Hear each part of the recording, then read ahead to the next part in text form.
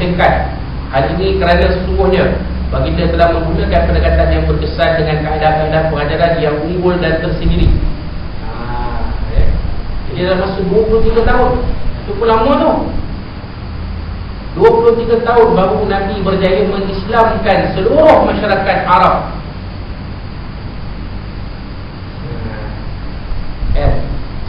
Hampir seluruh, kita boleh kata 90% ke atas masyarakat Arab berjaya diislamkan oleh Nabi SAW dalam masa 23 tahun. Bukan 23 hari, 23 bulan, 23 tahun. Jadi kita kadang-kadang kita rasa sedih melihat setengah masyarakat Islam yang tak sabar melalui perubahan. Dia nak perubahan tu cepat. Mana boleh kan? Dia tak boleh. Kita dah merdeka ni pun dah hampir 60 tahun.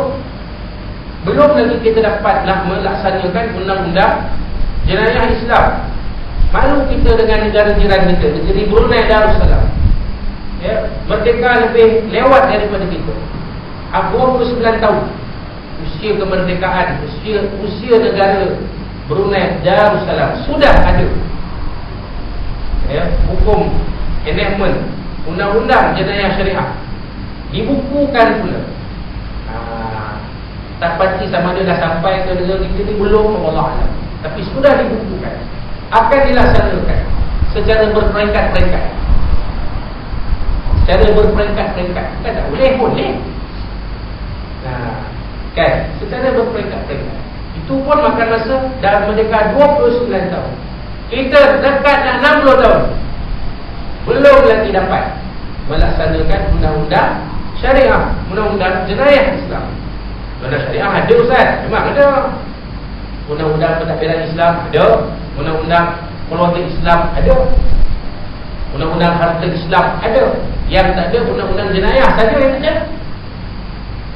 Ada, Ustaz, undang-undang tu enactment jenayah syariah tidak menyeluruh. Yang berzina adakah diikut hukum mengikut undang-undang syariah? Siapa yang tak berkahwin disebat 1 kali.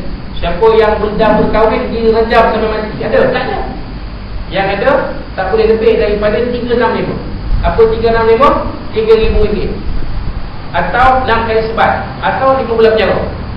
Ini tak ikut undang-undang syariah.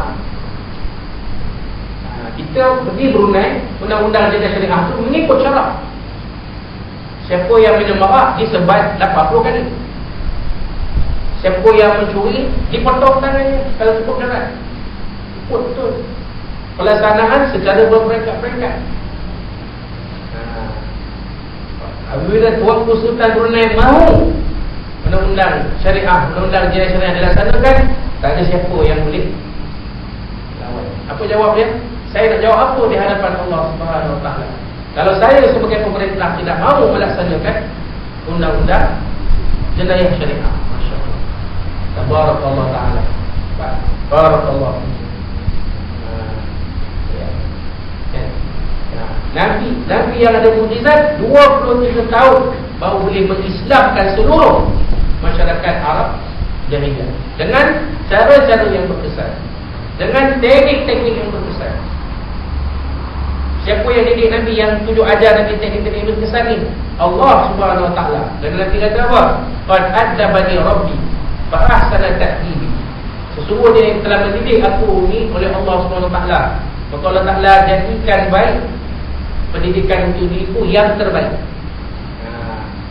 Bukan saja untuk diri Nabi, Allah Taala tunjuk ajar pula kepada Nabi cara mendidik orang, cara mendidik isteri, cara mendidik anak-anak, cara mendidik keluarga, cara mendidik masyarakat, cara mendidik rakyat sebagai pemimpin.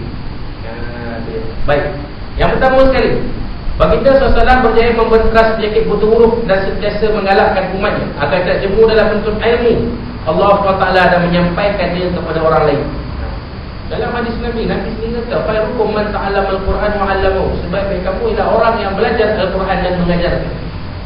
Orang yang belajar pun bagus, orang yang mengajar pun bagus, orang yang guru pun bagus. Sebab wow tu kita boleh faham macam-macam. Kan? banyak pengertian waw. Waw tu lah apa? Waw ataf. Khairukum man ta'allama al-Quran. Ataupun khairukum man 'allama al-Quran. Dia boleh jadi jatuh. Disambungkan wa. Khairukum man ta'allama al-Quran wa 'allamahu. Sebaik-baik kamu orang yang belajar Al-Quran dan orang yang mengajar Al-Quran. Jadi guru Quran ni bagus tak? Bagus. Tapi orang tak menghargai. Kan? Kalau kita hantar anak tuition, berapa kata cikgu tuition tu kita ikut? RM30, RM50, kita ikut. Kita tak banyak songeng. Sebab kita nak anak kita cemerlang dalam peksa, dalam ilmu dia, dalam peksa dia, PSR baik, PMR baik, STM baik. Tapi bila guru Quran beritahu ni berapa ni apa ustaz, anak ajar anak saya Quran ni sebulan RM50. Kenapa RM50 ustaz? Tak boleh buah sikit lah. Ini begitu. Pasal Al-Quran kita fikir, tak apa ustaz, dia taklah kalau taklah bagi pahala lebih ustaz. Betul lah. Kalau pahala tu kita boleh tukar ke RM, tak ada masalah. Minta, ya Allah, kau tukarkanlah pahala kau bagi banyak ni, kau tukarkan sikit 1/4 jadi RM. Apa nak pakai ni? Dari sisi minyak, dari sisi minyak kereta, nak bagi anak makan, kan? Belanja harian, belanja rumah, belanja pergi tempat kerja. Kalau boleh tak apa. Dia tak boleh. Di sana nanti esok baru boleh kita dapat tukarannya, tukaran pahala tu. Jadi di dunia ni RM tu lah. Jadi kita sebut macam ni, ramai orang chatting. Ramai orang chatting. Ustaz belajar Quran pun kira.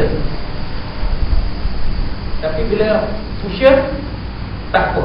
Tak pernah kita tanya, cikgu kenapa? RM50 cikgu. Wah sikit RM30 cikgu. Tak pernah tanya pun. Kita boleh ikut terma dan syarat cikgu. Sedangkan membaca Al-Quran apa, mengaji Al-Quran itu sangat-sangat penting untuk kita. Supaya kita tidak buta Al-Quran.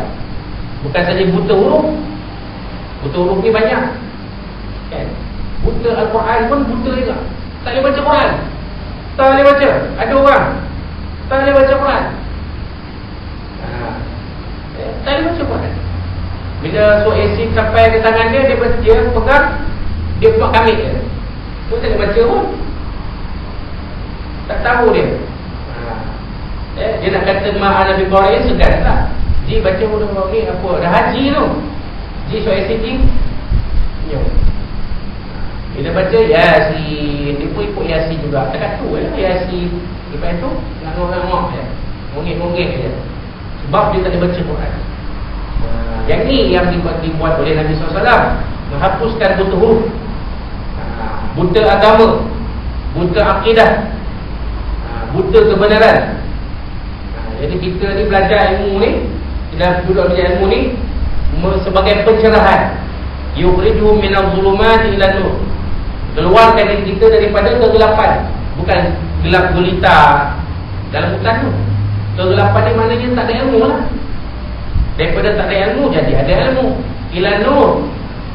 Kerana para ulama mengatakan, orang cerdik pandai Arab mengatakan al-ilmu nurun. Ilmu itu cahaya. Kerana ilmu itu adalah cahaya bagi kita. Dia menerangi kita. Dia mengeluarkan kita daripada kejahilan, daripada kebodohan, daripada kebangangan, daripada tak reti, tak tahu jadi tahu. Macam kita belajar ilmu di sekolah lah. Sekolah tapi sekolah tak belajar. Tak kenal kita huruf A, B, C, alif, ba, ta, kenal kalau tak di sekolah. Kalau kita tak belajar, tak kenal. Kenapa nak kenal? Sebab tak kenal, tak ada ilmu lah. Dia boleh jawab alif, ya, mim, waya. Tak ada ilmu. Jadi alif, ya, mim pun dia tak tahu bendanya apa. Dia main taram. Sebab ilmu tak masuk.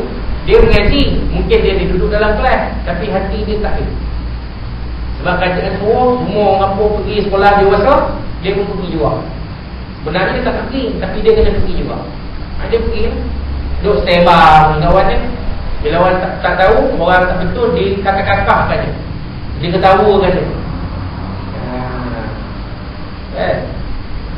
Sampai ke dia tak boleh buat juga, lagi teruk daripada orang ni. Sebab dia tak kerti. Tapi bila kita belajar dalam di sekolah, kita kerti, tahu kita A, B, C, alif, bata, tahu kita membaca, tahu kita menulis, tahu kita mengira, belajar ilmu matematik, ilmu hisab, tahu kita sepir, satu campur satu, satu tolak satu, satu kali satu, satu bagi satu, tahu kita. Ini yang dilakukan oleh Nabi SAW. Nabi membenteras penyakit buta ilmu, bukan saja buta huruf, buta ilmu. Sebab itu masyarakat Arab sebelum Nabi diutuskan digelar masyarakat Arab Jahiliyah. Apa sebab dia sebut Jahiliyah? Bukan sebab mereka tu bodoh, mereka tu cerdik. Kalau mereka tak cerdik, takkan mereka boleh menjaga. Bismillahirrahmanirrahim. Li'ilafi Quraisy ilafihim rihlatash shita'i was-shayf.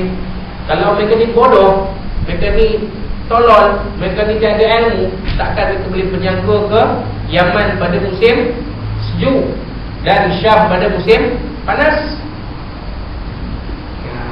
Mereka tu bukan bodoh di sejahiliyah. Di sini maksudnya jahil, buta ilmu agama, buta ilmu ketuhanan, buta mengenal Allah Subhanahu Wa Taala sebagai pencipta. Yang ini yang dihapuskan oleh Nabi SAW. Justru ramai dalam kalangan manusia yang mempelajari ilmu dan mendalaminya serta menyampaikannya pula kepada orang lain dan berbincang sendiri, sehingga penyakit buta huruf yang dihidapi dapat diubati dengan segera. Islam menentang buta huruf. Islam mahu semua orang celik huruf, celik ilmu. Islam tak mahu kita tak reti, tak tahu. Tanya tak tahu. Berapa rukun sembahyang tak tahu. Berapa rukun wudu tak tahu. Berapa rukun puasa tak tahu. Berapa rukun haji tak tahu. Sebab kita tak tahu, kita kena mengaji. Kita tak ada ilmu tentang haji, kita pergi khusus haji. Itulah, kita tak tahu ilmu sembahyang, kita adakan khusus solat, seminar bengkel solat. Kita adakan di sini, di masjid, di sebuah ni, sehari daripada pagi sampai petang. 2 hari kita buat. 2 hari. Besok hari Sabtu teori semua. Semua teori ilmu belakang.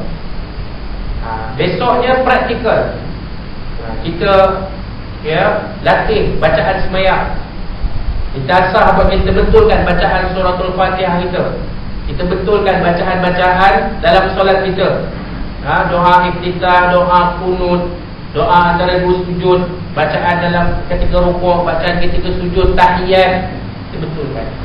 Kemudian selepas betulkan bacaan, kita betulkan perbuatan solat pula. Berdiri macam mana, macam mana yang kita katakan qiyam, meletakkan tangan kanan di atas